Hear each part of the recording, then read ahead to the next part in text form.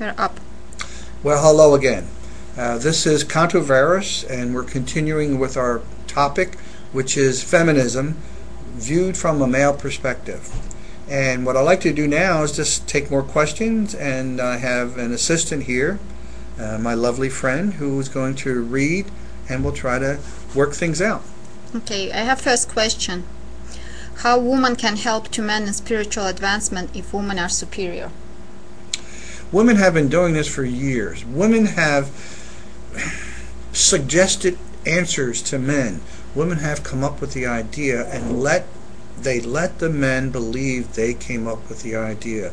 And the best women that I've known were those who would never take credit. They would allow their loved ones, their spouses, their boyfriends, their significant others to find more confidence in themselves, to help their well-being.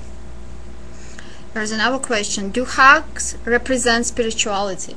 Do who? Hugs. Hugs.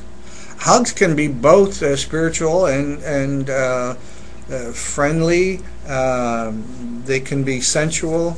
I think, in my mind, a hug is just one way of communicating to another, I like you.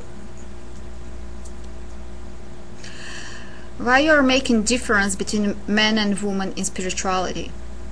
Well, I'm not trying to make difference. See, the problem I've had is I was with a group of 5 other men, and we were drinking toast. And one person said, "Let's take a moment of silence." And another man said, "You know, the goal that we have sometimes gets fuzzy, but what matters most is our desire." Shortly after that, the 6 of us had our arms surrounded around each other. We were in San Francisco. We began to look in each other's eyes deeply, and there was such an uplifting feeling. I have never experienced it before nor since. Up until that moment, I was against the separation of men and women in the group that I'm finding spirituality in. I felt that men and women should be together. They should be able to hug each other. They should be able to hold hands and dance. It would not have worked. That communion, that holy feeling that existed between us 6 men, it would not have worked had a woman been there, had a woman been part of our hugging.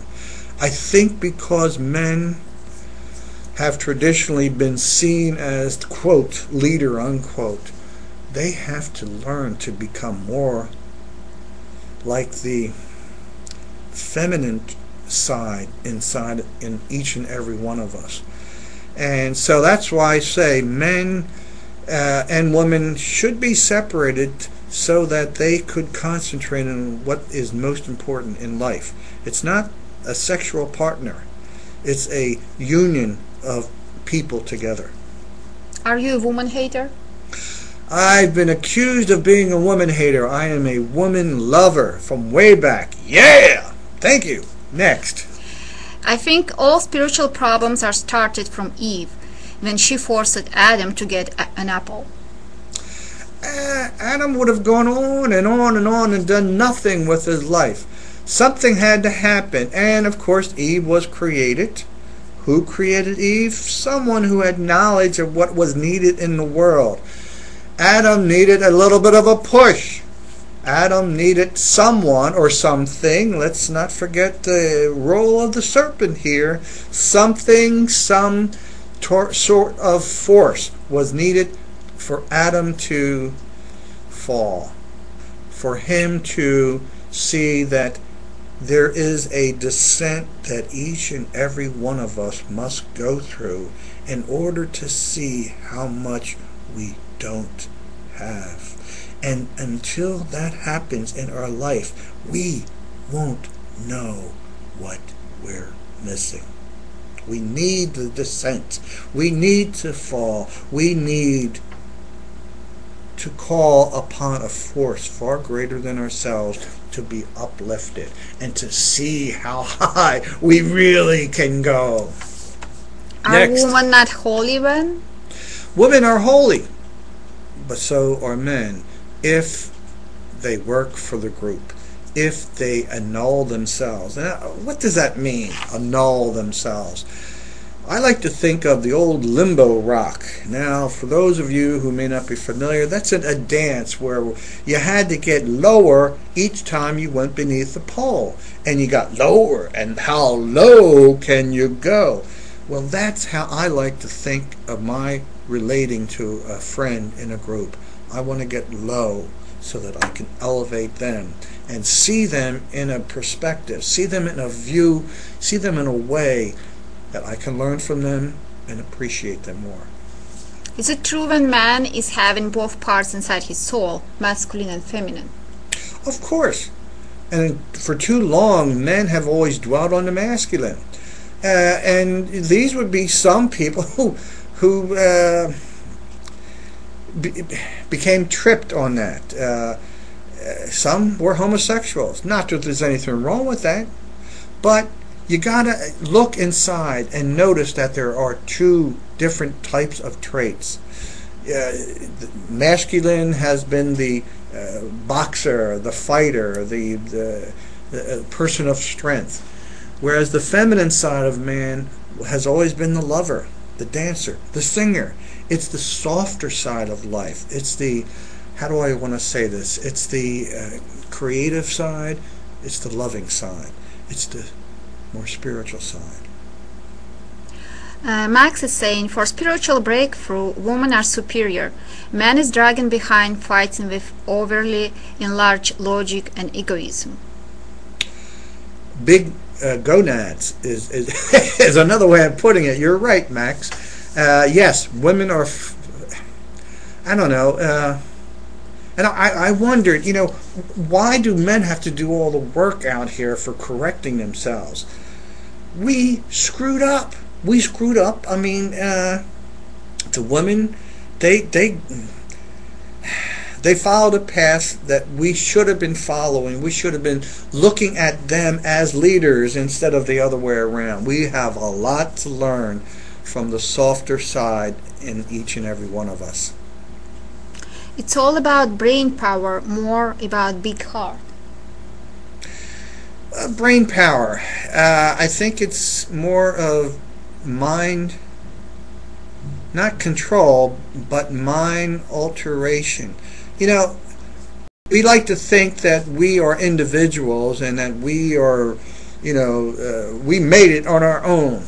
Where in actuality, we are products of our environment, of how we grew up, where we grew up, who our parents were.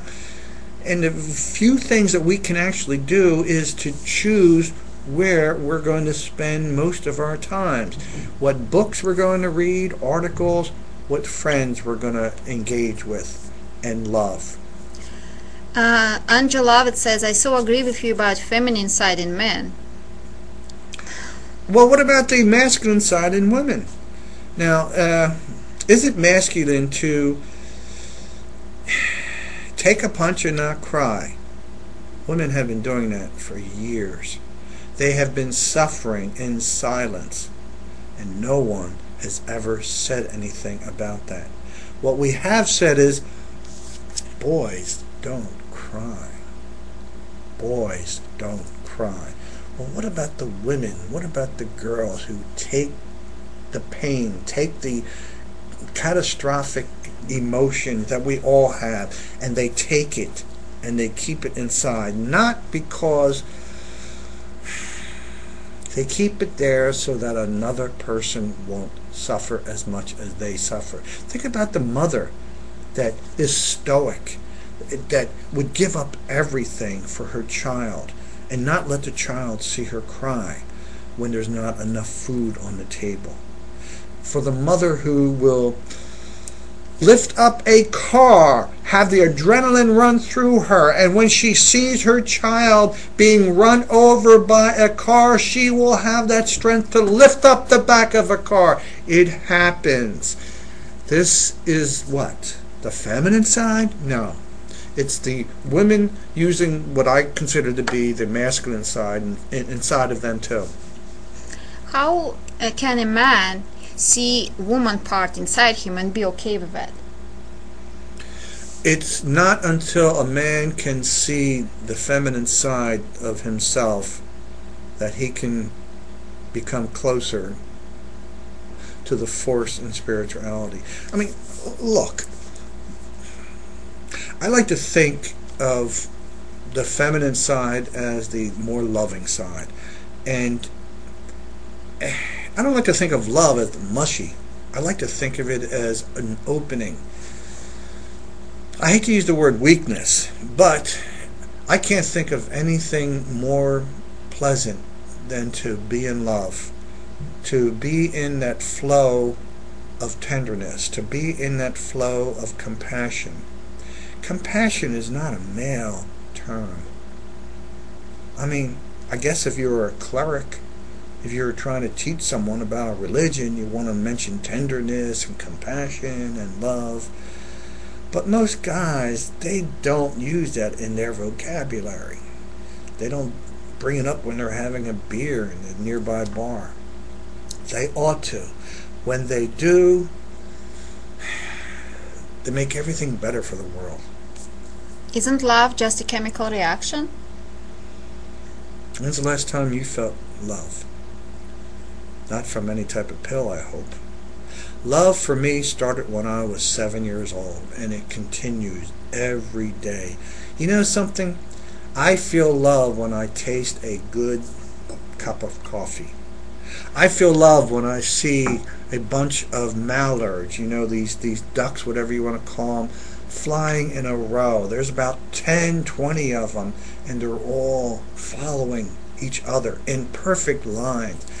It's a way of feeling together, like I am in union. That is a way of feeling love from nature around me and around you. Max is saying some point of view chemically correct, but it feels so great. Ah, yes, yes. Here's more to love, you know.